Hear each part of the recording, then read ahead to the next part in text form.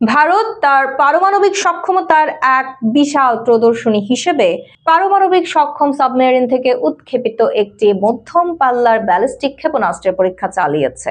সংবাদ মাধ্যম এনডিটিভি জানিয়েছে, মঙ্গলবার বঙ্গোপসাগরে পারমাণবিক শক্তিচালিত সাবমেরিন আইএনএস আরিঘাট থেকে K4 ক্ষেপণাস্ত্রের পরীক্ষামূলক উৎক্ষেপণ করা হয়।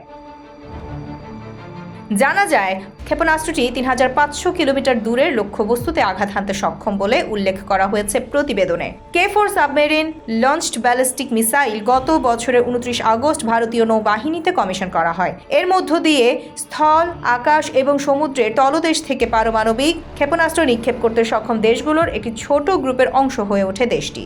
ভূমি থেকে উৎক্ষেপণযোগ্য অগ্নি-3 ক্ষেপণাস্ত্র থেকে উদ্ভূত এই ব্যালিস্টিক ক্ষেপণাস্ত্র ভারতের সবচেয়ে দীর্ঘ পাল্লার সমুদ্র থেকে উৎক্ষেপণযোগ্য কৌশলগত অস্ত্র। ক্ষেপণাস্ত্রটির স্থল সংস্করণটি সমুদ্রে উৎক্ষেপণের জন্য পরিবর্তিত রয়েছে। ক্ষেপণাস্ত্রটি ২.৫ টন পারমাণবিক ওয়ারহেড বহন করার জন্য তৈরি করা হয়েছে এবং এটি ভারতের অরিহন্ত শ্রেণীর সাবমেরিন থেকে উৎক্ষেপণযোগ্য।